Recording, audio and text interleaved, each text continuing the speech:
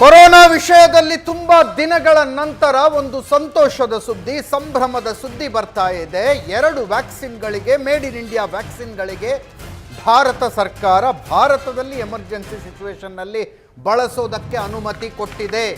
ಇನ್ನು ಕೆಲವೇ ದಿನಗಳಲ್ಲಿ ಜನರಲ್ ಪಬ್ಲಿಕ್ಕಿಗೆ ಲಭ್ಯ ಆಗ್ತದೆ. ಇಡೀ ದೇಶ ಹೆಮ್ಮೆ ಪಡಬೇಕಾದಂಥ, ಸಂತೋಷ ಪಡಬೇಕಾದಂಥ ಈ ವಿಷಯದಲ್ಲಿ ಬರ್ತಾ ಇರುವ ಪೊಲಿಟಿಕಲ್ ಸ್ಟೇಟ್ಮೆಂಟ್ಗಳನ್ನು ಗಮನಿಸಿ. ಶುರುವಾಗಿದ್ದು ಉತ್ತರ ಪ್ರದೇಶದ ಮಾಜಿ ಮುಖ್ಯಮಂತ್ರಿಯಿಂದ ಬಂದು ನಿಂತಿದ್ದು ಕಾಂಗ್ರೆಸ್ನ ಘಟಾನುಘಟಿ ನಾಯಕರುಗಳ ತನಕ. ಏನು ಆ ಸ್ಟೇಟ್ಮೆಂಟ್ಸ್, ಅದರ ಬಗ್ಗೆ ಮಾತಾಡೋಣ. ಇದು ವ್ಯಾಕ್ಸಿನ್ ಪಾಲಿಟಿಕ್ಸ್.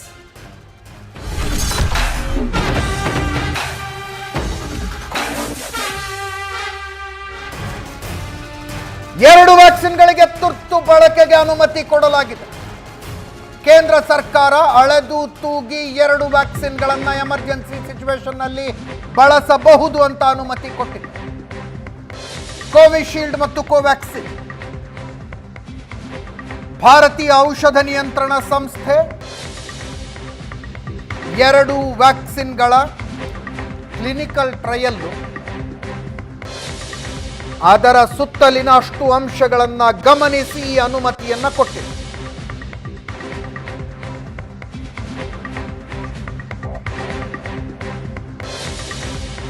ಈಗ ಶುರುವಾಯಿತು ಇದರಲ್ಲೂ ರಾಜಕೀಯ. ಬಿಜೆಪಿ ಲಸಿಕೆನ ನಾನು ಹಾಕಿಸಿಕೊಳ್ಳೋದಿಲ್ಲ, ಅಖಿಲೇಶ್ ಯಾದವ್ ಈ ಮಾತನ್ನು ಹೇಳ್ತಾರೆ. ಉತ್ತರ ಪ್ರದೇಶದ ಮಾಜಿ ಮುಖ್ಯಮಂತ್ರಿ, ಎಂಜಿನಿಯರಿಂಗ್ ಗ್ರಾಜ್ಯುಯೇಟ್,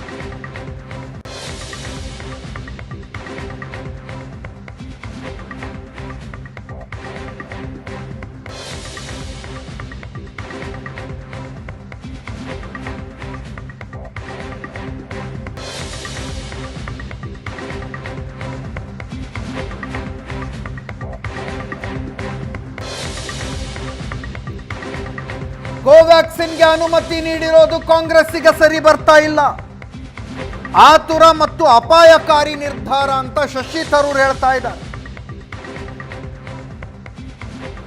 ಅದಕ್ಕೆ ಬಿಜೆಪಿ ಅವರು ಭಾರತದಲ್ಲಿ ತಯಾರಾಗಿರುವ ವ್ಯಾಕ್ಸಿನ್ ಬಗ್ಗೆ ಕಾಂಗ್ರೆಸ್ಸಿಗೆ ಹೆಮ್ಮೆ ಅನ್ನೋದೇ ಇಲ್ಲ ಅಂತ ರಿಯಾಕ್ಟ್ ಮಾಡಿದ್ದಾರೆ. ಶುರುವಾಗಿದೆ ಕೊರೋನಾ ವ್ಯಾಕ್ಸಿನ್ ಮೇಲಿನ ಪಾಲಿಟಿಕ್ಸ್.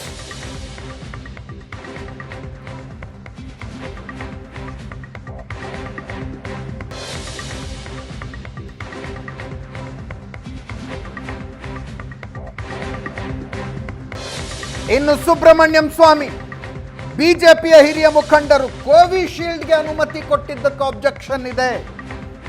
ಭಾರತ್ ಬಯೋಟೆಕ್ ತನ್ನ ಸ್ವಂತ ಸಂಶೋಧನೆಯಿಂದ ತಯಾರಿಸಿರುವ ಕೋವ್ಯಾಕ್ಸಿನ್ಗೆ ಅನುಮತಿ ಕೊಡಬೇಕಾಗಿತ್ತು, ಕೋವಿಶೀಲ್ಡ್ಗೆ ಅಲ್ಲ. ಇದು ಸುಬ್ರಹ್ಮಣ್ಯಂ ಸ್ವಾಮಿ ಅವರ ಮಾತು. ಸರಿನಾ? ಇವರ ಆಬ್ಜೆಕ್ಷನ್ಗಳಿಗೆ ತಳಬುಡ ಇದೆಯಾ? ಇದೇ ವಿಷಯದ ಬಗ್ಗೆ ಇವತ್ತು ಮಾತಾಡ್ತೀವಿ. ಹಲವು ಜನ ಗಣ್ಯ ಅತಿಥಿಗಳು ನಮ್ಮ ಜೊತೆಗಿರ್ತಾರೆ. ಡಾಕ್ಟರ್ ಋಷಿಕೇಶ್ ದಾಮ್ಲೆ, ಔಷಧ ವಿಜ್ಞಾನಿ, ಕಾರ್ಯಕ್ರಮಕ್ಕೆ ಸ್ವಾಗತ. ನಾಗರಾಜ್ ಯಾದವ್, ಕಾಂಗ್ರೆಸ್ ವಕ್ತಾರರು, ತಮಗೂ ಕೂಡ ಕಾರ್ಯಕ್ರಮಕ್ಕೆ ಸ್ವಾಗತ. ಡಾಕ್ಟರ್ ಮುರಳೀಧರ್, ಬಿಜೆಪಿಯಿಂದ, ತಮಗೂ ಕಾರ್ಯಕ್ರಮಕ್ಕೆ ಸ್ವಾಗತ. ಪ್ರಶಾಂತ್ ನಾತು, ನನ್ನ ಕೊಲ್ಲಿ, ಹುಬ್ಬಳ್ಳಿಯಿಂದ ನೇರ ಸಂಪರ್ಕದಲ್ಲಿ ಜಾಯ್ನ್ ಆಗ್ತಾ ಇದ್ದಾರೆ. Prashant, welcome to the show. Samajwadi ಪಕ್ಷದಿಂದ ಯಾರು ಸಿಗ್ತಾರಾ ಅಂತ ಬಹಳ ಟ್ರೈ ಮಾಡಿದ್ವಿ ನಾವು. ಅಖಿಲೇಶ್ ಯಾದವ್ ಅವರ ಸ್ಟ್ಯಾಂಡನ್ನು ಸಮರ್ಥಿಸಿಕೊಳ್ಳುವ ಪುಣ್ಯಾತ್ಮರು ಯಾರಾದರೂ ಇದ್ದರೆ ಅವರ ಮೂಲಕ ಒಂದು ಕರೆ ಕೊಡಿಸ್ಬೇಕು ಅಂತ ಅನ್ಕೊಂಡಿದ್ವಿ. ನಾವು ಯಾರೂ ಹಾಕಿಸಿಕೊಳ್ಳೋದಿಲ್ಲ, ಯಾಕಂದರೆ ನಮ್ಮ ನಾಯಕರು ಈ ವ್ಯಾಕ್ಸಿನ್ ಹಾಕಿಸಿಕೊಳ್ತಾ ಇಲ್ಲ. ಯಾರ್ಯಾರಿಗೆ ಬೇಡ ಮೊದಲು ಹೇಳಿಬಿಡಿ. ನಿಮಗಾಗಿ ಇರುವ ವ್ಯಾಕ್ಸಿನ್ ಈ ದೇಶದ ಯಾವುದೋ ಬಡವನೊಬ್ಬನಿಗೆ ತಲುಪಲಿ. That is our humble request. ಯಾರ್ಯಾರಿಗೆ ಬೇಡ ಮೊದಲೇ ಕೈ ಎತ್ತಿಬಿಡಿ. ನಿಮ್ಮ ಪೊಲಿಟಿಕಲ್ ಸ್ಟ್ಯಾಂಡ್ ಕಾರಣಕ್ಕೋ, ಸೈದ್ಧಾಂತಿಕ ನಿಲುವುಗಳ ಕಾರಣಕ್ಕೋ ಮೋದಿ ಸರ್ಕಾರದ ವ್ಯಾಕ್ಸಿನನ್ನು ನಾವು ಹಾಕಿಸ್ಕೊಳ್ಳೋದಿಲ್ಲ, ಬಿಜೆಪಿ ವ್ಯಾಕ್ಸಿನನ್ನು ನಾವು ಹಾಕಿಸ್ಕೊಳ್ಳೋದಿಲ್ಲ. ಯಾರ್ಯಾರಿಗೆ ವ್ಯಾಕ್ಸಿನ್ ಬೇಡ ಅವರ ಲಿಸ್ಟನ್ನು ಮೊದಲು ತಯಾರಿಸಬೇಕಾಗಿದೆ ಕೇಂದ್ರ ಸರ್ಕಾರ. ಯಾರಿಗೆ ಕೊಡಬೇಕು ಆ ಲಿಸ್ಟನ್ನು ತಯಾರಿಸುವುದರ ಜೊತೆಗೆ ಪ್ರಶಾಂತ್ ನಾತು ಮೊದಲ ಪ್ರತಿಕ್ರಿಯೆ ತಗೋತಾ ಇದ್ದೀನಿ. ಪ್ರಶಾಂತ್, ಅನ್ವಾಂಟೆಡ್ ಪೊಲಿಟಿಕಲ್ ಸ್ಟೇಟ್ಮೆಂಟ್ಗಳು ಅನೇಕ ವಿಷಯಗಳಲ್ಲಿ ಬರ್ತವೆ, ಅನ್ಫಾರ್ಚುನೇಟ್ಲಿ ವ್ಯಾಕ್ಸಿನ್ ವಿಷಯದಲ್ಲೂ. ಅಜಿತ್, ನನಗನ್ಸುತ್ತೆ ಈ ವ್ಯಾಕ್ಸಿನ್ಗೆ ಸಂಬಂಧಪಟ್ಟಿರ್ತಕ್ಕಂಥ ಟ್ರಯಲ್ಗಳಿಂದ ಹಿಡಿದು ಅಪ್ರೂವಲ್ ವರೆಗೆ ರಾಜಕಾರಣಿಗಳಿಗೆ ಏನೂ ಕೆಲಸ ಇಲ್ಲ.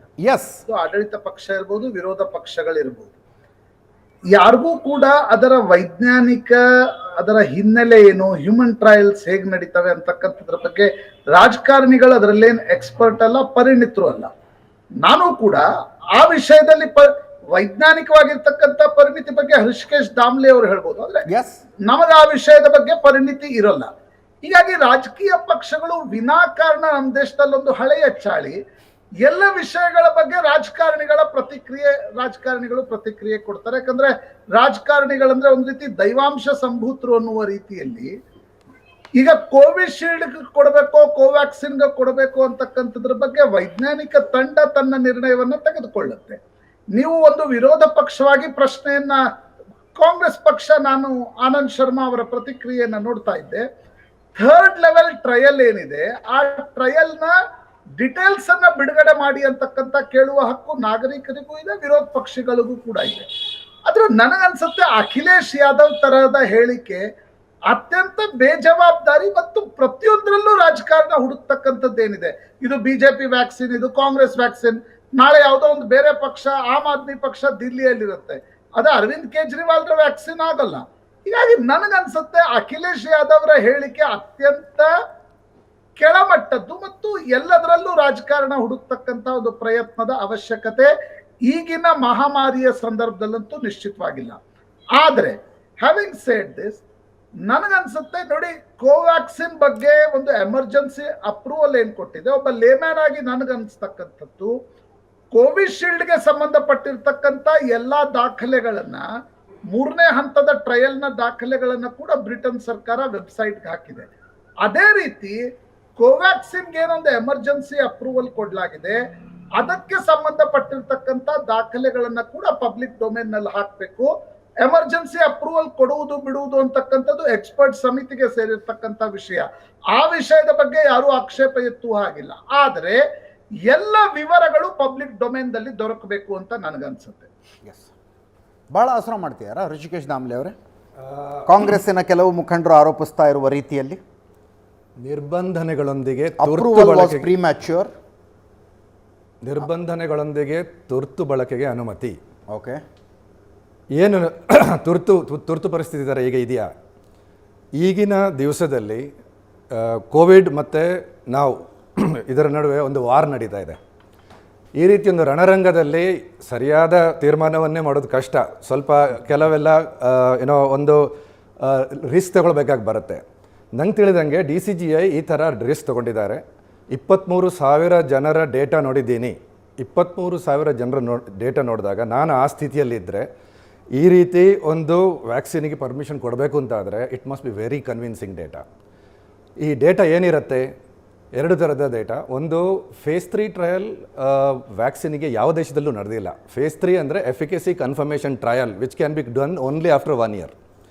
1 ವರ್ಷ ಯಾವುದೇ ಒಬ್ಬ ವ್ಯಕ್ತಿಗೆ ವ್ಯಾಕ್ಸಿನ್ ತಗೊಂಡವನಿಗೆ ಕಾಯಿಲೆ ಬರದೇ ಇದ್ದರೆ ಎಫಿಕಸಿ ಇದೆ ಅಂತ ಹೇಳ್ಬೋದು. ಈಗ ನಾವು ಮಾಡ್ತಾ ಇರೋದೇನೆಂದರೆ ವೆದರ್ ಅಲ್ಲಿ ಇಮ್ಯುನೋಜೆನಿಸಿಟಿ ಸ್ಟಡಿ ಅಂತ ಹೇಳಿ. ಇಮ್ಯುನೋಜೆನಿಸಿಟಿ ಸ್ಟಡಿ ಅಂತ ಹೇಳಿದರೆ ವ್ಯಾಕ್ಸಿನ್ ಕೊಟ್ಟು ಒಂದು 15 ದಿವಸದ ನಂತರ, ಆಮೇಲೆ 45 ದಿವಸದ ನಂತರ ಬ್ಲಡ್ ತೆಗೆದು ಈ ವೈರಸ್ ಕೊಟ್ಟಾಗ antibodies as well as T cells, T helper cells react ಆಗ್ತಾ ಇದೆಯಾ, ಅದೇ ರೀತಿ ಇನ್ಫ್ಲಮೇಟರಿ ಮಾರ್ಕರ್ಸ್ ರಿಯಾಕ್ಟ್ ಆಗ್ತಾ ಇದೆಯಾ. ಈ ಇನ್ಫ್ಲಮೇಟರಿ ಮಾರ್ಕರ್ಸ್ ರಿಯಾಕ್ಟ್ ಆಗ್ತಾ ಇದೆ ಅಂತ ಮಾತ್ರ ಈಗ ತಿಳಿದು ಬಂದಿದೆ. ಇವತ್ತಿನ ಸ್ಥಿತಿಯಲ್ಲಿ ಅದು ಮಾತ್ರ ಸಾಧ್ಯ. ಇಲ್ಲದಿದ್ದರೆ ನಿಮಗೆ ಫೇಸ್ 3 ಸ್ಟಡಿ ಕಂಪ್ಲೀಟ್ ಮಾಡಿ ಲಸಿಕೆಯನ್ನು ಬಿಡಬೇಕು ಅಂತಾದರೆ 1 ವರ್ಷ ಸ್ಟಾರ್ಟ್ ಮಾಡಬೇಕು. ಯಾಕಂದರೆ ನವಂಬರಲ್ಲಿ ಶುರು ಮಾಡಿರೋದು ಭಾರತ್ ಬಯೋಟೆಕ್. ಮುಂದಿನ ನವಂಬರ್ವರೆಗೆ, ಅಂದರೆ ಬರುವ ನವಂಬರ್ವರೆಗೂ ಅವರಿಗೆ ಲಸಿಕೆ ಬಿಡಲಿಕ್ಕೆ ಸಾಧ್ಯ ಇಲ್ಲ. ಸಿಮಿಲರ್ಲಿ ಆಕ್ಸ್ಫರ್ಡ್ ವ್ಯಾಕ್ಸಿನ್ ಅಲ್ಲಿವರೆಗೂ ಈ ಲಸಿಕೆ ರಿಸ್ಕಿ ಅಂತನಾ? ರಿಸ್ಕ್ ಅಂತ ಹೇಳೋದು ಇದ್ದೇ ಇದೆ. ಯಾಕೆಂದರೆ ಯಾವುದೇ extraordinary trial you are going out of bound. Okay, regular ಅಂದರೆ ಒಂದು ವ್ಯಾಕ್ಸಿನ್ ಬರಬೇಕು ಅಂತಂದರೆ 3 ರಿಂದ 5 ವರ್ಷ ಬೇಕು. ಅದರ ಬದಲು 1 ವರ್ಷದ ಒಳಗಡೆ ಒಂದು ವ್ಯಾಕ್ಸಿನನ್ನು ತಯಾರಿಸಿದರೆ it is an emergency, there is always a risk. Okay, ಆದರೆ ಆ ರಿಸ್ಕ್ ಎಷ್ಟರ ಮಟ್ಟಿಗೆ ರಿಸ್ಕ್ ಅಂತ ಹೇಳಿದರೆ, ಎಮರ್ಜೆನ್ಸಿಯಾಗಿ ಯಾರಿಗೂ ರಿಯಾಕ್ಷನ್ ಬರ್ತಾ ಇಲ್ಲ, ಅದು ಖಚಿತ. ಎಮರ್ಜೆನ್ಸಿಯಾಗಿ ರಿಯಾಕ್ಷನ್ ಬರದೇ ಇದ್ದು ಈ ಕಾಯಿಲೆಗೆ ಅಂದರೆ ವೈರಸ್ಸಿಗೆ ಎದುರಾಗಿ ಆ್ಯಂಟಿಬಾಡಿ ಉಂಟಾಗ್ತದೆ ಅಂತ ಹೇಳೋದ್ರಿಂದ ರಿಸ್ಕ್ ತಗೊಂಡು ಮೋಸ್ಟ್ಲಿ DCGI ಅವರು ಕೊಟ್ಟಿದ್ದಾರೆ ಅಂತ ನನ್ನ ಅಭಿಪ್ರಾಯ. ಓಕೆ, ಡಾಕ್ಟರ್ ಮುರಳೀಧರ್ ಅವರೇ, ಪ್ರಯೋಗ ಪಶುಗಳನ್ನು ಮಾಡೋದಕ್ಕೆ ಹೊರಟಿದ್ದೀರಿ ಭಾರತೀಯರನ್ನು ಅನ್ನುವ ಅರ್ಥದಲ್ಲಿ ಮಾತಾಡ್ತಾ ಇದ್ದಾರೆ. ಇಲ್ಲ, ಖಂಡಿತ ಇಲ್ಲ. ಕೆಲವರ ಇವಾಗ ಪಾಯಿಂಟ್ಸ್ನ ಡಾಕ್ಟರ್ ದಾಮ್ಲೆ ಅವರು ಹೇಳ್ದಂಗೆ ಅದು ಒಂದು ನಿಜ. ಈಗ ಒಂದು ನಾರ್ಮಲ್ ಒಂದು ಪ್ರೊಸೀಜರ್ನಲ್ಲಿ ಒಂದು ವ್ಯಾಕ್ಸಿನ್ ಹೊರಗಡೆ ಬರಬೇಕಾದ್ರೆ ಕೆಲವು ಸಮಯ ಹಿಡಿಯುತ್ತೆ. ಓಕೆ, ಅದಕ್ಕೆ ಎರಡು ಥರ ಇದೆ. ಒಂದು, ನಾವು ಯಾತಿಗೆ ಕೊಡ್ತೀವಿ ವ್ಯಾಕ್ಸಿನ್ ಅಂದರೆ ಆ್ಯಂಟಿಬಾಡೀಸು ಮತ್ತು T ಸೆಲ್ಸು ಉತ್ಪತ್ತಿ ಆಗೋದಕ್ಕೆ. ಅದು ಮತ್ತು ನೆಕ್ಸ್ಟ್ ಡಿಸೀಸ್ ಬರದೇ ಇರೋಂಗೆ ದೇಹದಲ್ಲಿ ಒಂದು ಹೊಡೆದಾಟ, ಫೈಟಿಂಗ್ ಮಾಡುತ್ತೆ. ಆದರೆ ಇನ್ನೊಂದು ಕಡೆ ನಾವು ಯೋಚನೆ ಮಾಡ್ತು ಅಂತಂದರೆ, ಈಗ ನಮ್ಮ ಒಂದು ಸ್ಥಿತಿ ಯಾವ ರೀತಿ ಇದೆ, ಅಷ್ಟು ದಿನ ನಾವು ಕಾಯೋದಕ್ಕೆ ಆಗತ್ತಾ?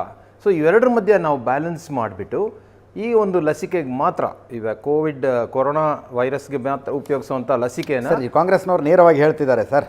ಹಾಂ, why mandatory protocols and verification of data had been dispensed with. ಇದರಲ್ಲಿ ಎಕ್ಸ್ಪರ್ಟ್ ಕಮಿಟಿ ಅಂತ ಇರುತ್ತೆ.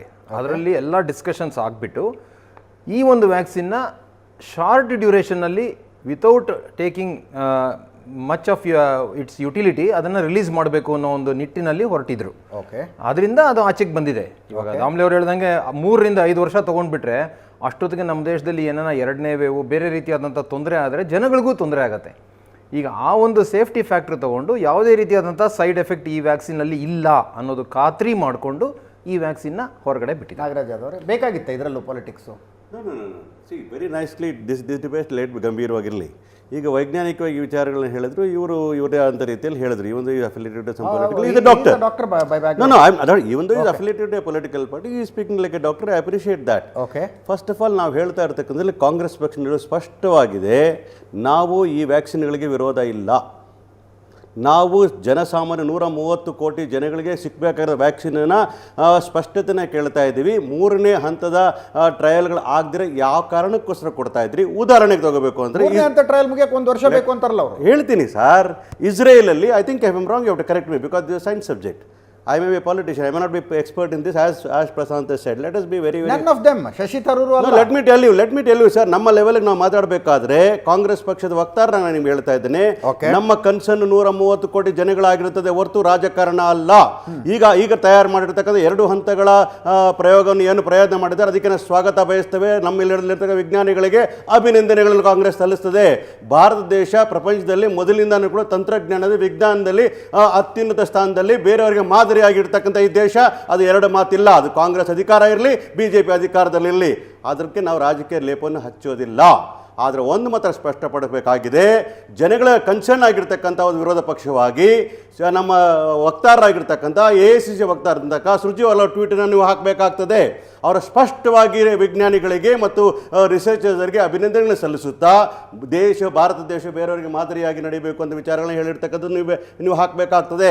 ಜೊತೆಗೆ ಕನ್ಸರ್ನ್ ರೇಸ್ ಮಾಡಿರ್ತಕ್ಕಂಥ ಏನಂದರೆ 3ನೇ ಹಂತದ ವಿಚಾರ ಬಂದಾಗ ಅದರ ಕಂಪ್ಲೀಟ್ ದತ್ತಾಂಶಗಳನ್ನು ಡಾಟಾವನ್ನು ಪಬ್ಲಿಕ್ಗೆ ಕೊಡ್ತಕ್ಕಂಥ ಪಬ್ಲಿಕ್ ಡೊಮೇನ್ ಹಾಕ್ತಕ್ಕಂಥದ್ದು ಅದು ಒಂದು ರಾಜ್ಯ ಸರ್ಕಾರದ ಜವಾಬ್ದಾರಿ ಮತ್ತು ಅದಕ್ಕೆ ಪರ್ಮಿಷನ್ ಕೊಟ್ಟಿರ್ತಕ್ಕಂಥ ಪ್ರಾಧಿಕಾರದ ಕರ್ತವ್ಯ ಆಗ್ತಕ್ಕಂಥ ಒಂದು ವಿಚಾರ. ಇಸ್ರೇಲ್ನಲ್ಲಿ ಈಗಾಗಲೇ 10% ನಾಗರಿಕರಿಗೆ ಕೊಟ್ಟಿರ್ತಾರೆ ವ್ಯಾಕ್ಸಿನನ್ನು. We are delayed already. How they were able to find out the vaccine in advance? The timing is 1 year minimum because I run a dental college, I run a research department with me. Dr. APJ Abdul Kalam has come to my institution. I know little about scientists. 1 ವರ್ಷ ಆದರೂ ಬೇಕು ಒಂದು vaccine ತಯಾರು ಮಾಡಬೇಕಾದ್ರೆ ಅಂತ ಹೇಳ್ತೀನಿ. No doubt about it. ಆದರೆ Israel is already given on record, it is in public domain, 10% of the people have got the vaccine there. ನಾನು ಕೇಳಿದ್ರೆ ಅವ್ರು ಕೊಟ್ಟಿರ್ತಕ್ಕಂಥ ವ್ಯಾಕ್ಸಿನ್ಗಳೆಲ್ಲವೂ 3rd ಲೆವೆಲ್ನ ಕ್ರಾಸ್ ಮಾಡಿರ್ತಕ್ಕಂಥ ವ್ಯಾಕ್ಸಿನ್ನ ಕೊಟ್ಟಿದ್ದಾರೆ. ಇಂಡಿಯಾದಲ್ಲಿ ನೀವು ರಾಜಕಾರಣದ ಗೋಲ್ ಹೊಡಿಲಿಕ್ಕೋಸ್ಕರ, ನಿಮ್ಮ ಹೆಸರು ಮಾಡ್ಕೊಳ್ಳಿಕ್ಕೋಸ್ಕರ ಕೇಂದ್ರ ಸರ್ಕಾರ ಇದನ್ನ ರಾಜಕೀಯ ಲೇಪ ಹಚ್ಚಿದ್ದೇ ರಾಜಕೀಯ BJP. ಕಾರಣ ಯಾಕಂದ್ರೆ ಬಿಹಾರ, 1 ನಿಮಿಷ ಕೊಡಬೇಕು ನನಗೆ, 10 ಸೆಕೆಂಡ್ಸ್ ಕೊಡಿ. ಬಿಹಾರ ರಾಜಕಾರಣದಲ್ಲಿ ಚುನಾವಣೆ ನಡೆಯಬೇಕಾದ್ರೆ ಮ್ಯಾನಿಫೆಸ್ಟೋ ರಾಜಕೀಯದ ಲೇಪ ಹಚ್ಚಿದ್ದು BJP ಅವರು. ಕಾಂಗ್ರೆಸ್ನವರಲ್ಲ. ಅಂದ್ರೆ ಬಿಹಾರದ ಜನರಿಗೆ ಕೊಟ್ಟಿರುವ ಮಾತನ್ನು ಈಡೇರಿಸುವುದಕ್ಕೋಸ್ಕರ ಅರ್ಜೆಂಟ್ ಆಗಿ ವ್ಯಾಕ್ಸಿನ್ ತರ್ತಾ ಇದ್ದಾರೆ ಅಂತ ಅದನ್ನ ಹೇಳ್ತಾ ಇಲ್ಲ, ನಾನು ಯಾವಾಗ ಮಾಡ್ತೀರ ಅಂತ ಹೇಳ್ತಾ ಇಲ್ಲ. Okay. ಇದನ್ನ ರಾಜಕಾರಣಿಗೆ ಮತಗಳಿಕೆಗೆ ಉಪಯೋಗಿಸಿಕೊಂಡಂತ ರೀತಿ ನೋಡಿದಾಗ ರಾಜಕೀಯದ ಬಳಕೆ ಆಗಿರ್ತಕ್ಕಂಥ ಬಿಜೆಪಿಯಿಂದ ಹೊರತು ಕಾಂಗ್ರೆಸ್ ವಕ್ತಾರರು ಬೇಸಿಕಲಿ 2 ಪ್ರಶ್ನೆಗಳನ್ನ ಕೇಳ್ತಾ ಇದ್ದಾರೆ. ಇಸ್ರೇಲ್ ಈಗಾಗಲೇ ತನ್ನ ದೇಶದ 10% ಜನರಿಗೆ ವ್ಯಾಕ್ಸಿನ್ ಕೊಟ್ಟಿದೆ. ಒಂದ್ ನಿಮಿಷ. ನಾಗರಾಜ್ ಯಾದವ್ ಕಾಂಗ್ರೆಸ್ ವಕ್ತಾರರು 2 ಪ್ರಶ್ನೆಗಳನ್ನು ಕೇಳ್ತಾ ಇದ್ದಾರೆ. ಇಸ್ರೇಲ್ ಈಗಾಗಲೇ ತನ್ನ ಜನಸಂಖ್ಯೆಯ 10% ಜನರಿಗೆ ವ್ಯಾಕ್ಸಿನ್ ಕೊಟ್ಟಿದೆ, ಭಾರತ ಯಾಕೆ ಲೇಟು ಅಂತ. ಎರಡನೆಯ ಪ್ರಶ್ನೆ, ಕ್ಲಿನಿಕಲ್ ಟ್ರಯಲ್ ಪೂರ್ತಿಯಾಗಿ ಮುಗುದಿಲ್ಲ, ಯಾಕೆ ಅರ್ಜೆಂಟ್ ಮಾಡ್ತಾ ಇದ್ದೀರಿ ಅಂತ. ಹೌದಾ ಸರ್? ಅದು ಆತುರದ ನಿರ್ಧಾರಗಳು. ಅದು ಎರಡು ಪ್ರಶ್ನೆ. ಒಂದು clarification. In comparison with Israel ನೀವು ಯಾಕೆ ಲೇಟ್ ಆಗಿದ್ದೀರಿ? ಒಂದು ನಿಮಿಷ ಸರ್, ನಾಗರಾಜ್ ಯಾದವ್ ಸರ್, ನೀವು 4 ಜನರ ಪೈಕಿ ಅತಿ ಹೆಚ್ಚು ಟೈಮ್ ನೀವು ತಗೊಂಡಿದ್ದೀರಿ. ನಾಗರಾಜ್ ಯಾದವ್ರೆ, ನಿಮ್ಮ ಇಷ್ಟೊತ್ತಿನ ವಾದದ ಸಾರಾಂಶವನ್ನು ನಮ್ಮ ವೀಕ್ಷಕರಿಗೆ ಹೇಳ್ತಾ ಇದ್ದೀನಿ. 2 ಪ್ರಶ್ನೆಗಳನ್ನು ಕೇಳ್ತಾ ಇದ್ದಾರೆ. ಇಸ್ರೇಲ್ಗೆ ಹೋಲಿಸಿದರೆ ಭಾರತ ಲೇಟ್ ಯಾಕೆ ಅಂತ. ಇನ್ನೊಂದು ಪ್ರಶ್ನೆ, ಈ ವ್ಯಾಕ್ಸಿನ್ ಕೊಡೋದಕ್ಕೆ ಯಾಕೆ ಅವಸರ ಮಾಡ್ತಾ ಇದ್ದೀರಿ ಅಂತ. ಡಾಕ್ಟರ್ ಮುರಳೀಧರ್, ನನಗನ್ಸಿರೋ ಪ್ರಕಾರ ಕೋವಿಶೀಲ್ಡ್, ಈಗ ಸೀರಮ್ ಇನ್ಸ್ಟಿಟ್ಯೂಟ್ ಆಫ್ ಇಂಡಿಯಾ ಪುಣೆನಲ್ಲಿ, ಕೋವ್ಯಾಕ್ಸಿನ್ ಭಾರತ್ ಬಯೋಟೆಕ್ ಹೈದರಾಬಾದಿಂದ, ಇವೆರಡೂ ವ್ಯಾಕ್ಸಿನ್ನು ಫೇಸ್ 3 ಟ್ರಯಲ್ಸ್ನ ಪಾಸ್ ಮಾಡಿ ಆನಂತರ ಅವರು ಅದು ತಮ್ಮ ರಿಪೋರ್ಟ್ನ ಕೇಂದ್ರ ಸರ್ಕಾರದ ಒಂದು ಎಕ್ಸ್ಪರ್ಟ್ ಕಮಿಟಿಗೆ ಸಬ್ಮಿಟ್ ಮಾಡಿ ಅದರಿಂದ ಪಾಸ್ ಆಗಿ ಬಂದ ನಂತರ ಫೇಸ್ 3 ಆಗಿಲ್ಲ ಸರ್. ಒಂದು ನಿಮಿಷ sir, you have to ask him this sir. ಒಂದು ನಿಮಿಷ. ಎರಡು ದಿನದ ಕೆಳಗಡೆ ಅದರ ಒಂದು ರಿಪೋರ್ಟ್. ಡಾಕ್ಟರ್ ಹೇಳಿದಾಗೆ ಫೇಸ್ 3 ಅಂದ್ರೆ 1 ವರ್ಷದ ಕಾಲ ಅಬ್ಸರ್ವ್ ಮಾಡಿ. I have little knowledge about it. 100%. You can you give me details of phase 3? What is the trials they have done? ಬಂದ. Can you give me that? Yes. ಈಗ face 3 ಅಂತಂದ್ರೆ human trials. ಅದರಲ್ಲಿ doctor Damle ಅವರು ಹೇಳಿದಂಗೆ ಗ್ಯಾಪಲ್ಲಿ ನಾವು IgG and IgM antibodies, 2 ಥರದ ಆ್ಯಂಟಿಬಾಡೀಸ್ನ ನಮ್ಮ ದೇಹದಲ್ಲಿ ಉತ್ಪತ್ತಿ ಆಗುತ್ತೆ ಯಾವುದೇ ಒಂದು ಕಾಯಿಲೆಗೆ. ಅದರಲ್ಲಿ ಡಿಆಕ್ಟಿವೇಟೆಡ್ ವೈರಸ್ನ ನಾವು ಇಂಜೆಕ್ಟ್ ಮಾಡಿದಾಗ ಈ ರೀತಿಯಾದಂಥ ಒಂದು ಆ್ಯಂಟಿಬಾಡೀಸ್ ಏನು ಉತ್ಪತ್ತಿ ಆಗುತ್ತೆ ಅದು ಎಷ್ಟರ ಮಟ್ಟಿಗೆ ನಮ್ಮ ದೇಹದಲ್ಲಿ ಪ್ರೊಟೆಕ್ಷನ್ ಕೊಡುತ್ತೆ, ಎಷ್ಟು ತಿಂಗಳುಗಳ ಕಾಲ ಅದು ನಮ್ಮ ದೇಹದಲ್ಲಿ ಇರುತ್ತೆ ಅನ್ನೋದನ್ನು ಟ್ರೈ ಮಾಡಿ ಅದಕ್ಕೊಂದು ಫಿಕ್ಸೆಡ್ ನಂಬರ್ಸ್ ಇರುತ್ತೆ. ಅಷ್ಟು ನಂಬರ್ಸ್ಗೆ ಅವರು ವ್ಯಾಕ್ಸಿನ್ ಕೊಟ್ಟು ಟ್ರಯಲ್ ಮಾಡಿ ಪಾಸ್ ಆದ ನಂತರ ಅದನ್ನು ಪಬ್ಲಿಕ್ಗೆ ಬಿಡ್ತಾರೆ. 65,000 ಜನರಿಗೆ ಅಂತ. ಹಾಂ, ಸೊ ಈ ರೀತಿ ಆದಾಗ ನಮ್ಮಲ್ಲಿ ಇವಾಗ ನಾವು ಇದು ಎಮರ್ಜೆನ್ಸಿ ಸಿಚುವೇಶನ್. ಯಾಕೆಂತಂದರೆ ಬಹಳಷ್ಟು ಜನರಿಗೆ ಇವಾಗಲೇ ನಾವು ತೊಂದರೆ ಆಗಿರೋದನ್ನು ನೋಡಿದ್ದೀವಿ. ಇನ್ನು ಮುಂದೆ ಅದನ್ನು ತೊಂದರೆ ಆಗೋದೇ ಬೇಡ ಅಂದ್ಬಿಟ್ಟು ಕೆಲವು ಶಾರ್ಟ್ ಕಟ್ಸ್ನ ಯೂಸ್ ಮಾಡಿ ಇದನ್ನು ಅತ್ಯಂತ ಶಾರ್ಟ್ ಟೈಮಲ್ಲಿ ನಾವು ವ್ಯಾಕ್ಸಿನ್ನ ರಿಲೀಸ್ ಮಾಡ್ತಾ ಇದ್ದೀವಿ, ಜನಕ್ಕೂ ಕೂಡ ಉಪಯೋಗ ಆಗಬೇಕು ಅಂತ. ಹಂಗನ್ಬಿಟ್ಟು ಯಾವ ಇಡೀ ನಮ್ಮ 130 ಕೋಟಿ ಜನನ ನಾವು ಇವ್ರ ಥರ ಏನೋ ಗಿನಿಪಿಗ್ ಥರ ನೋಡ್ತಾ ಆ ಥರ ಒಂದು ಇಂಪ್ರೆಷನ್ ಬರಲೇಬಾರ್ದು. ಈ ಒಂದು ವಿಚಾರದಲ್ಲಂತೂ 100% ಯಾವ ರೀತಿಯಾದಂಥ ರಾಜಕಾರಣನೂ ನಾವು ಮಾಡಲೇಬಾರ್ದು. ಔಷಧ ವಿಜ್ಞಾನ ಸಂಸ್ಥೆ ಅಲ್ಲ, ಒಂದೇ ನಿಮಿಷ ನಾಗರಾಜ್, ಔಷಧ ವಿಜ್ಞಾನ ಸಂಸ್ಥೆ ಅಂತ ಒಂದು ಇದೆಯಲ್ಲ, ಅದರಲ್ಲಿರುವ ಅಧಿಕಾರಿಗಳು ಕಾಂಗ್ರೆಸ್ ಇದ್ದಾಗಲೂ ಅವರೇ ಇರ್ತಾರೆ, BJP ಗೌರ್ಮೆಂಟ್ ಇದ್ದಾಗಲೂ ಅವರೇ ಇರ್ತಾರೆ. ಅವರಿಗೆ ರಾಜಕೀಯ ಪೊಲಿಟಿಕಲ್ ಪಾರ್ಟಿಗಳು, ಪೊಲಿಟಿಕಲ್ ಮೈಲೇಜ್ನ ಸ್ಟೇಟ್ಮೆಂಟ್ಗಳಿಗೂ ಅವ್ರಿಗೂ ಸಂಬಂಧ ಇಲ್ಲ. ಒಂದೇ ನಿಮಿಷ ಅವಸರ ಮಾಡಿ ಅಧ್ವಾನ ಮಾಡಿದ್ರೆ ತಲೆ ಹೋಗೋದು ಅಲ್ಲಿನ ವಿಜ್ಞಾನಿಗಳದು. ಇವತ್ತು ಅಧಿಕೃತವಾಗಿ ಸ್ಟೇಟ್ಮೆಂಟ್ ಕೊಡ್ತಿದ್ದಾರೆ, ದೀಸ್ 2 ವ್ಯಾಕ್ಸಿನ್ಸ್ ಆರ್ 110% ಸೇಫ್ ಅಂತ. I shall put a challenge to you in this channel.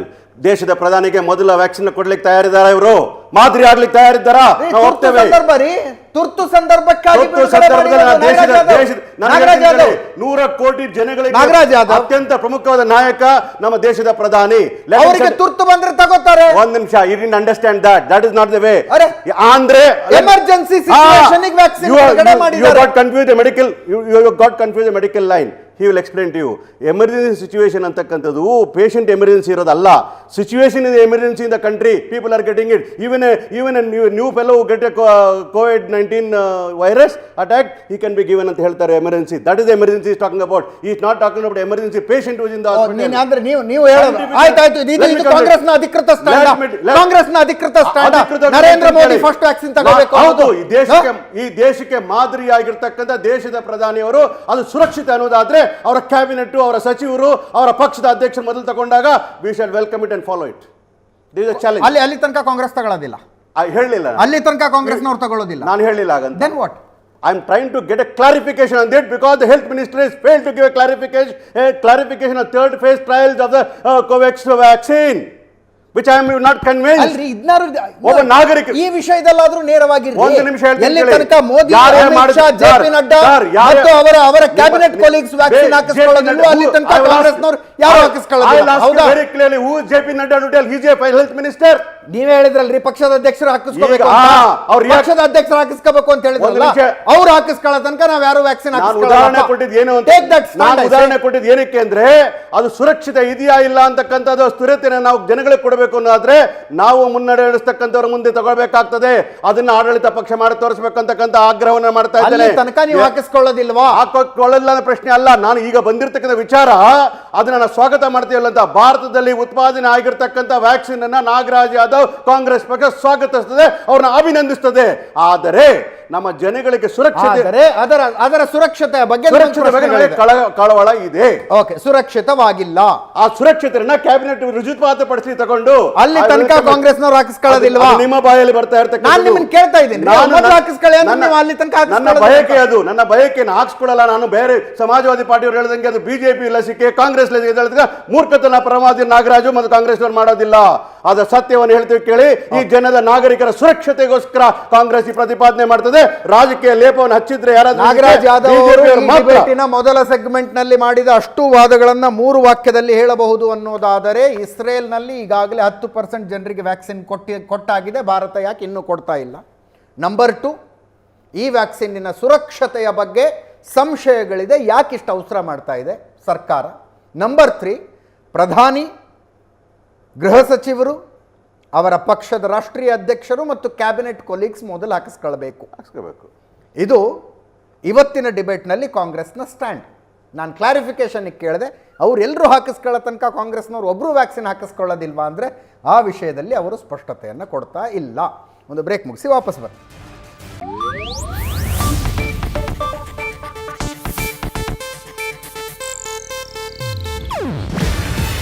ಇದು ಏಷ್ಯಾನೆಟ್ ನ್ಯೂಸ್ ನೆಟ್ವರ್ಕ್ ಪ್ರಸ್ತುತಿ. ನೀವು ನೋಡ್ತಿದ್ದೀರಾ ಏಷ್ಯಾನೆಟ್ ಸುವರ್ಣ ನ್ಯೂಸ್.